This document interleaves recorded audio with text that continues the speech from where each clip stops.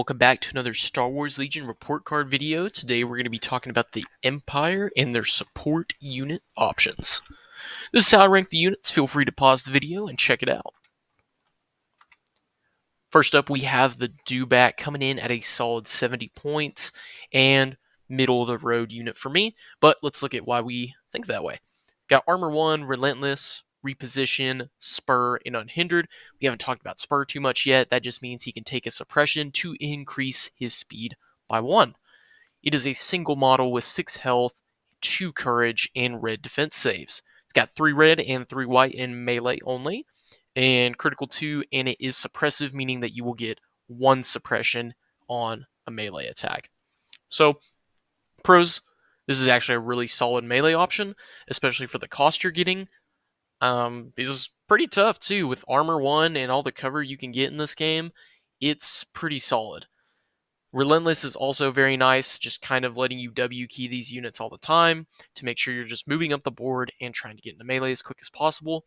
They also can come with heavy weapon options. There's 3 of them, which allow you to move and shoot as you progress throughout the rounds. Critical plus surging attack, meaning that any paint on your dice are going to mean something good, sometimes better than most. The heavy weapons allow some variety in pretty much what you can bring, from flamers to critical guns or just a range 4 shot. They can actually do a lot of damage as they're making their way up into the melee range of your opponent. Now, all this sounds good. I think these are actually really good units to start off the game if you're looking to be a little more aggressive with your lists. I think this is actually a really good starter unit, so don't take that C grade too harshly. I just think it's a middle of the road unit, and here's some reasons why. Number 1, it gets suppressed quickly. It's very slow. You're going to want to use Spur a lot to make sure you're getting those speed 2 moves through terrain, through stuff, getting into your opponent's army as soon as possible, or at least getting those range 3, 4, or even range 1 shots off with your heavy weapons. So it's a big target. It's really hard to hide. You need to be moving towards your opponent with these guys for the most part. Sure, you can do some backlining with them and hold down an objective, but for the most part, you're going to want to get them into the fight as soon as possible. And because of that, it makes them a really big target, and they quite literally are a big target on the table. So it's really hard to hide these guys as you're moving them up behind buildings and other stuff like that. And they're a little clunky because they have notches in their silhouettes where you move them, and so reposition, it's all this stuff makes it hard to just move it from any point because you have to move from the front or the back of the dewback. And so that can make it a little hard to put it behind a building, then reposition, then make a speed 2 move because you're probably robbing yourself of a little bit of movement. And then on top of that, you're taking suppression just to do a speed 2 move, which you will be surprised how much you want to do that action. That if your opponent puts a couple more shots into you, even if they're not doing damage, this is one of those units that can get panicked really quickly. And that sucks because then they're just stuck in the middle of the board, and it's not good.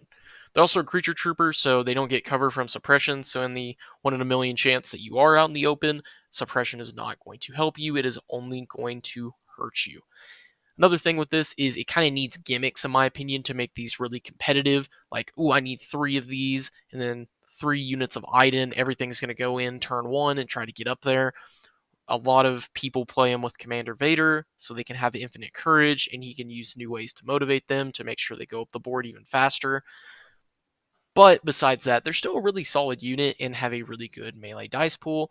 And with Relentless, you're always getting actions out of them as long as they're not panicking. The biggest thing for me is they have no immune to pierce.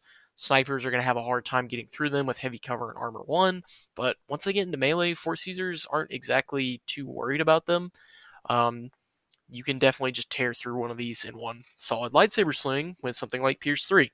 So not the end of the world by any means, but it is something that I think affects the amount of playtime they see, with me especially, is just the immune to pierce can really hurt them. There's plenty of things in this game that can pierce through those red saves. Armor 1 is what's keeping them alive, so not getting to make those saves is going to be pretty rough. And I think the biggest thing is they don't have the immune to pierce. In melee, like I said, there's not a ton of things that have melee pierce, but those force users aren't necessarily too worried about these guys. However, still a really solid unit, and to me, just middle of the road. Unfortunately, our meta in the way the game's being played right now doesn't see a lot of melee units and sees a lot more shooting, so that kind of puts these guys on the back foot even more, in my opinion. But let's look at those three heavies real quick. You got the CR-24 flame rifle, allowing you to do a black and a white dice with no cover into that many dice for that many units. So they got three, they can have three black and three white dice and get to cooking. For 15 points, I think this is an extremely exaggerated unit, mostly because it doesn't have something like versatile or anything like that. Like if you're already at range 1, you already know you're probably going to be getting into melee next turn or even that turn, most likely. So I don't really like this upgrade at all, especially since it's the most expensive one, when I feel like maybe it should be the other way around. The RT97C, cool. Range 4 attack on a relentless unit is no joke. However, it is still 10 points and doesn't have a lot of keywords or anything like that. So I think it just makes the dewbacks a little too costly. I think that's one of the better things about them is, maybe with tenacity. And our friend here on the right, the T21 blaster rifle, you're looking at an 81 point unit. That's pretty solid. And speaking of the T21 blaster, critical 2 at range 1 to 3, 4 wide dice doesn't seem that enticing, but the critical is much needed in the game at all times, and you're just fishing for crits pretty much. So it's nice to have critical to make that fishing a little more likely. And for 5 points, I think this is probably the best upgrade on them. D-backs probably also want tenacity 90% of the time, so unfortunately, since tenacity went up, I think that's another reason that these units took a little bit of a hit, but for the most part, they're very solid. They've got some fun upgrades. All of these are fun, which is what matters. So feel free to play them how you want them, and I think you'll find some success with dewbacks because they are a very straightforward unit, in my opinion. Just be careful with cover and impassable terrain, and make sure you definitely talk with your opponent about where the dewbacks can and can't go, because that can get a little finicky as the game goes on. Now let's talk about Speeder Bikes, a more infamous unit in the game right now. They've got Cover 1, Speeder 1, 3 health a pop, 2 models with white defense dice. They search to hit and to defend. They do have a generic 1 to 2 attack with 2 black dice, and then they've got a fixed front attack with a red, black, white. 2 of them if you got both models, impact 1 for each attack. So, Speeder Bikes, B+, I think they are a very solid unit. They are super fast. They surge both ways. Those white defense dice will surprise you on these models because you really need to get 3 wounds through before you really do any damage because these bikes do not break, which is really important. If you did 2 wounds to a bike unit, you effectively did nothing besides make the next shot you take at those bikes easier to kill one or kill all of them. But what I'm trying to get you to understand is there's a little bit of padding before you even have to worry about the damage you've taken as someone that's playing speeder bikes. 2 damage means nothing to you for the most part, just like how Wookiees don't really care if they took 2 wounds because they still have the model. Same rules apply here. These guys can dominate certain objectives, bombing run, breakthrough. They're really good for those types of objectives, and you can even argue that they're good for other ones as well. But for the most part, these guys are really solid for objective play at all times. They can also really dive bomb enemy units, with Speeder 1 giving you essentially a free movement. Sometimes you want it, sometimes you don't. For the most part, if you played bikes enough, you're almost always going to want it. But with Speed 3 and the fact you can go over Height 1 terrain at all times, you're going to find yourself able to get to just about wherever you want to go on the board with essentially triple moves, double moves, shooting, compulse, aim, shoot. There's a lot of options with speeder bikes, and it is very fun to have a unit that can get to where you want them to just about any time. Now, decent dice pool as well. It really starts falling off, but a red, black, white, a double rainbow surging to hit. Heavy cover dodges, things like that kind of hurt these guys a lot, in my opinion, in terms of their offensive capabilities.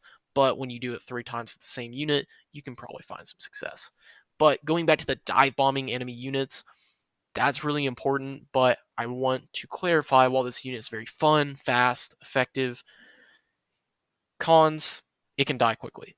6 health, the cover 1 helps, and a lot of times bikes are actually probably going to be getting heavy cover with how things are working right now.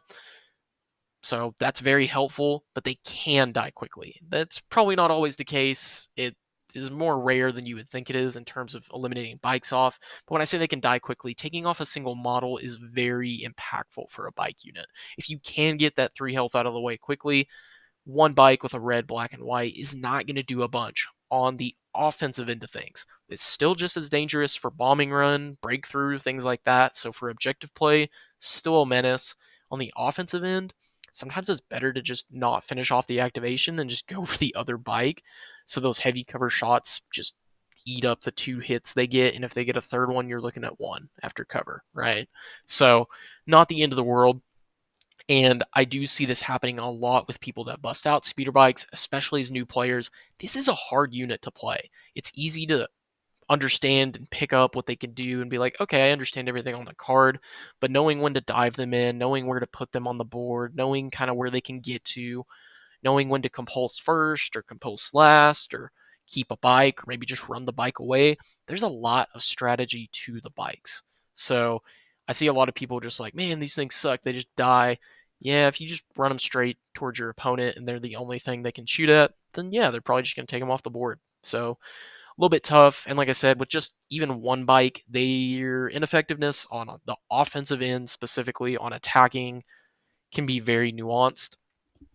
They are also one of those units, though, that can perhaps get things out of cover by touching terrain with compulsing or just moving. So that's nothing bad. The cover rules, though, are probably the most impactful to bikes on both ends. And what I mean by that is you need to, I don't know how else to put this besides stand up for yourself when you play bikes, because a lot of players may try to clarify, hey, this piece of terrain won't give cover to your bikes. I don't think that one should, or that one should, or that one should. Be fair, be just. I always try to keep it simple. Light cover objects like trees and area terrain, I'm usually like, yeah, that's not going to give cover to my bikes. But that building right there, yes. So I just put cover rules on there as a con because he can absolutely hurt you, but he can also really help you if you play it fair. But it's just kind of messy. It shouldn't be on the players to make those decisions. So that's just kind of a tough point in the game right now, is deciding what kinds of cover, or rather what pieces of terrain on your table you're playing on, give cover to your bikes. So very tough, but just make sure to stand up for yourself, but also be fair to your opponent, especially if they are, the type of person that would pretty much say, oh yeah, no, they all give cover. Like, probably don't want to do that either.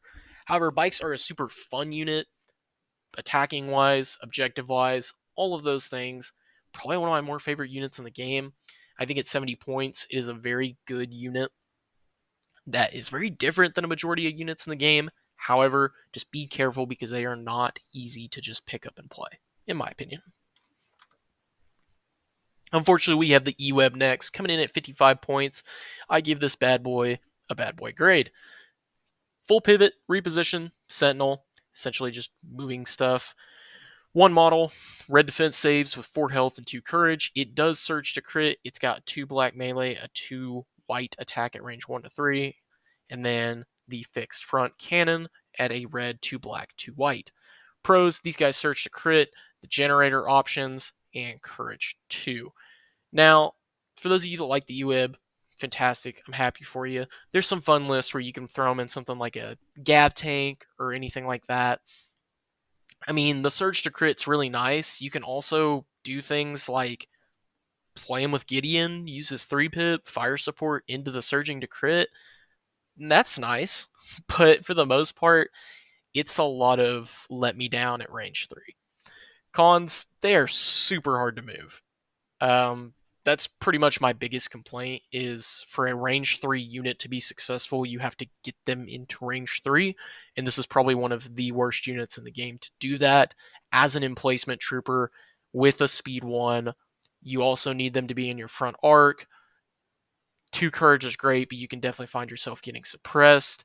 There's just not a lot to do to make them more effective besides playing closer deployments that get you up in there. So really hard to just move around the board, even for like objectives, to get them on the intercept transmission, put them in the middle of the board, start aiming and shooting your opponents as they move up. You're probably not even going to get there before they do, and you might not be alive when you try to get there. So just a lot of tough scenarios for the Eweb to find success. It's also only 4 HP. Sure, it's a single wound or a single model with 4 wounds, so that's a upside, but at the same time, it's 5 dice. Now, you can bring the generators. There is the barrage generator, which gives you suppressive and 2 white dice for 3 points. I think you absolutely take one of the 2 generators. I'd probably take this one for the suppressive purposes, because 2 extra white dice on top of your surge to crit, that's not a bad dice pool. On the other hand, you also have the overcharge generator, which is also 3 points.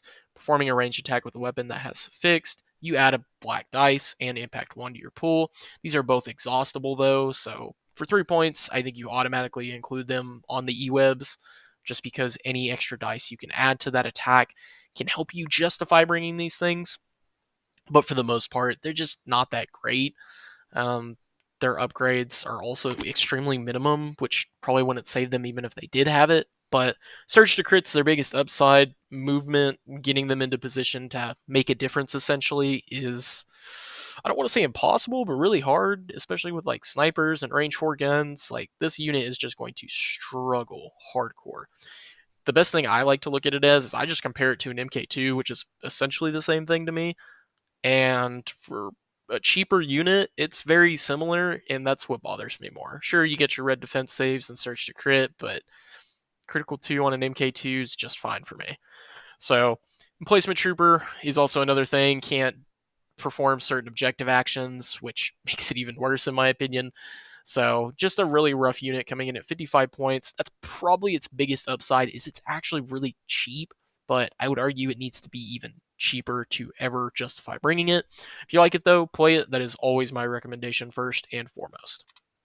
Summary: 2 solid options. One I would avoid. Just if you're new to the game, you're getting into it, you don't need an Eweb unless you just really want it and you love the aesthetic.